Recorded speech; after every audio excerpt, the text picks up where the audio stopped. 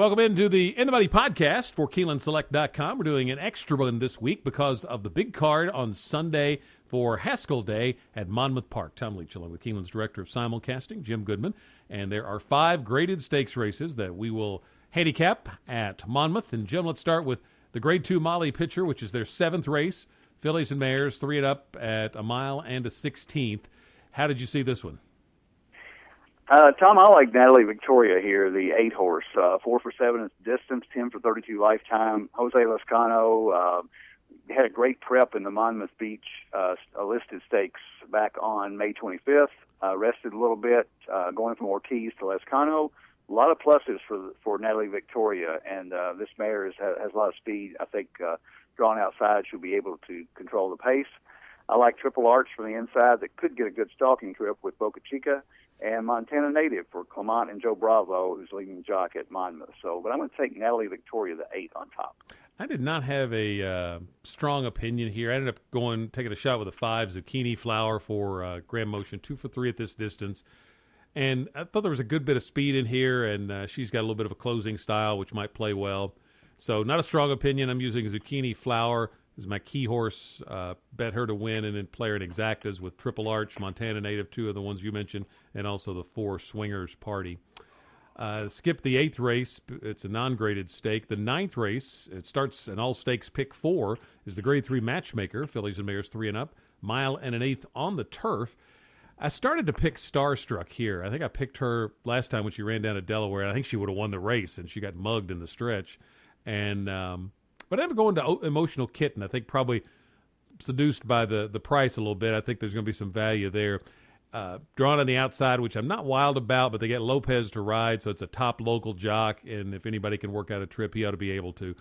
This horse has been in 5 Grade 1s, and at her best, I think she's certainly got a shot with these.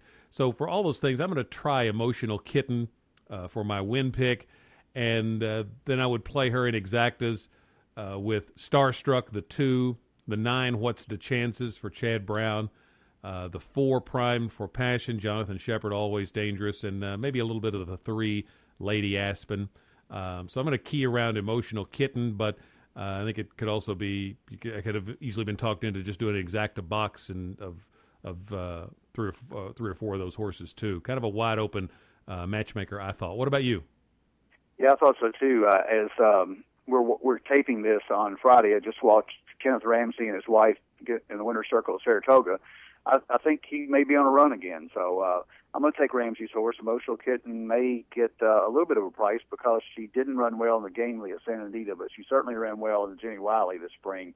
Only got beat by 3/4 of a length to Hard Not to Like and Discreet Mark and Abaco. So I think she fits well here. I think the outside does give her a chance to have a good tracking trip. But one thing that worries me, I don't know who's going to get the lead in here. So there is a chance that a filly like Nasley's Val might get an easy lead, or Parting Kiss. But I think there's enough class here that I'm actually going to go with the outside horses. I'm taking Emotional Kitten on top.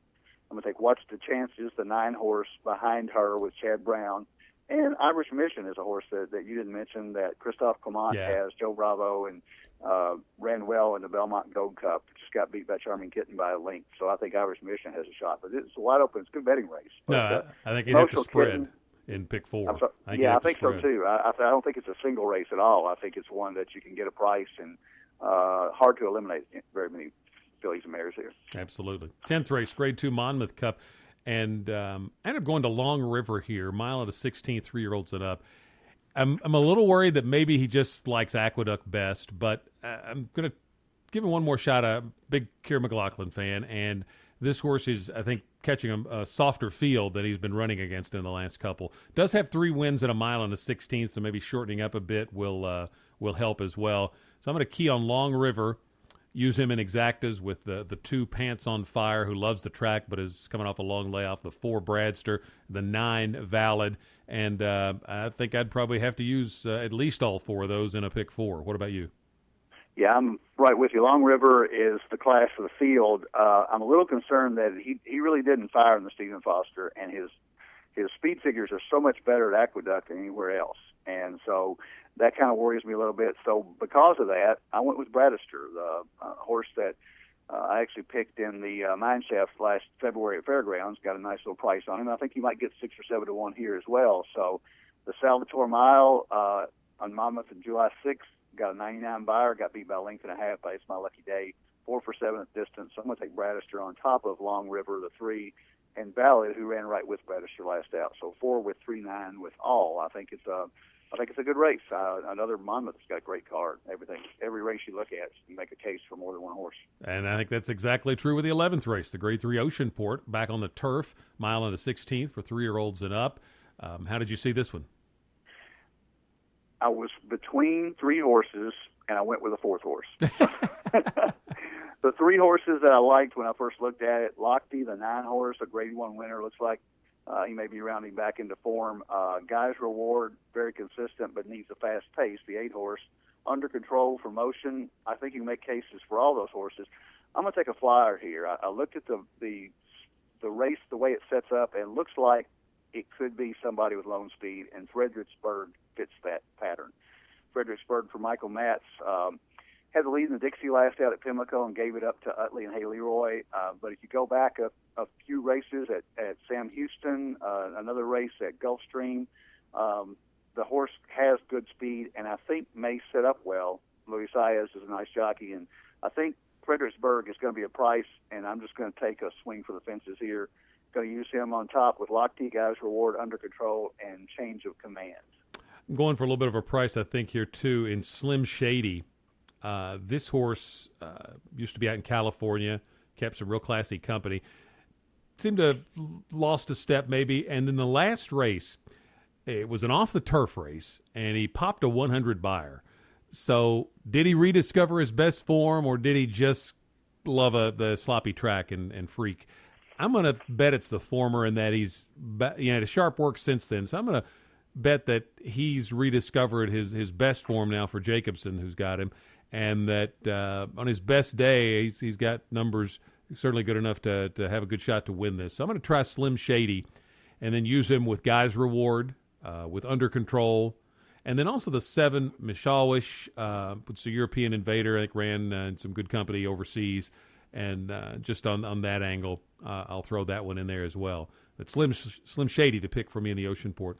12th race is the Grade 1 Haskell Invitational, and the filly Untappable challenging the boys, trying to do what Rachel Alexandra did in this race back in 2009. Are you going for Untappable? Yes, I am. I thought on Kentucky Oaks Day that she was running a day early. I really thought that she was the best 3-year-old on that day. I think if she'd run against California Chrome, with 20 horses, you never know. But those races, the Fairground Oaks and the Kentucky Oaks, and the Mother Goose last time out, even though she only got a 95 buyer, she won by 9 1/4. She could have won by 20 and gotten a 108 buyer. So she's the best horse in the race. I don't care if she's male or female. I think she is a single in pick 4s and pick 6s. I think that the other horses in here, you can all have question marks. Wildcat Red, they say he's training great. He ran well the last time out against not much of a field at Gulfstream Park at 3 to 10. Didn't show up in the Derby. I don't think Wildcat Red is the quality of Untappable.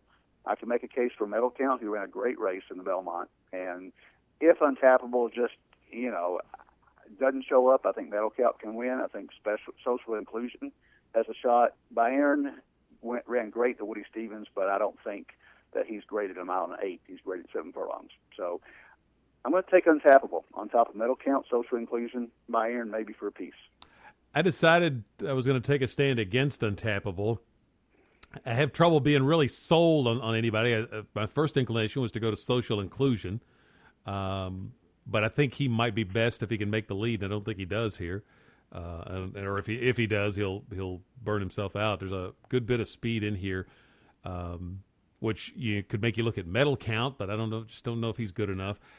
I'm going to try Bayern on the Baffert angle. He's won the Haskell about 100 times. He's 29% sprint to route. Just was sensational in the Woody Stevens. It's certainly a legitimate question mark is at a mile and an eighth, because everything I hear they're not looking to go on to anything like the Travers. They're realizing they're at the outer limits for this horse in terms of a distance capability. But a speed horse on the inside of speed, maybe he could run him into the ground. And I'm going to try Bayern for that reason. Get a little better price, I think, than Untappable. If for some reason he'd be favored over Untappable, I wouldn't take that. But I'm going to make Bayern my pick. I'm going to use him with Social Inclusion, Wildcat Red, Medal Count. Get Untappable, certainly got to throw in. And then Albano intrigues me a little bit. That's one I almost picked as well for Larry Jones. This horse, if he's ready to pop a bigger number, I think his lifetime best is 100. If he could pop about a 102, 103, he could be right there. So Bayern's the pick, and if I'm doing a pick 4, I'd like to be able to use maybe Albano as well as the top 2 choices. But Bayern the pick for me in the Haskell. A couple of other graded stakes on Sunday. Saratoga's got the grade through Chuvy. Del Mar's got the grade 1 being Crosby. You like anything in either one of those 2 spots? Well, Golden Sense returns after a little bit of a rest. He ran the Met Mile and just got beat by Palace Malice, who's probably the best older horse in training right now. So I think Golden Sense is a standout in the Bing Crosby, shortening back up to 6 furlongs. He's he's won at Del Mar. I think he ran well in the synthetic, so I think he's kind of a standout there. You might take a look at keying him on top with Pablo Del Monte, maybe Colby's back. In the Chuvy, I didn't really have a strong opinion. I used to like Unlimited Budget. Flashy American would probably be my pick with Antipathy in there. So, but I want to see Golden Sense run because I think he is an outstanding sprinter. Hard to imagine if he didn't win that he didn't at least run second. So I would just say play an exacta box. My play would be with him and Pablo Del Monte, who might be a little bit of a price. And he loves synthetic, and he really ran a pretty good race in the bluegrass. All the speed died except him. He was up there on a fast pace and stayed and finished third, and then off that went back to the dirt and the Preakness and didn't do much. So I think back on synthetic, he could be a player here. I don't know if I don't think he's good enough to be Golden Sense, but on the off chance that he does, box him in the exacta. And Chuvy, I think I would. If the price is decent, I'd take a shot with Unlimited Budget if they jump off the bandwagon because of that failed turf experiment and you get a decent price. From what I hear, she's worked well up there at Saratoga, but if the price is short, probably just a race to pass. Great card at Monmouth, so some just great betting opportunities this whole weekend. Wish you a lot of luck. Keep your Keeneland Select accounts fully funded, and we'll be back next week for another edition of the In the Money podcast. It'll be Whitney Saturday at Saratoga. This is KeenelandSelect.com.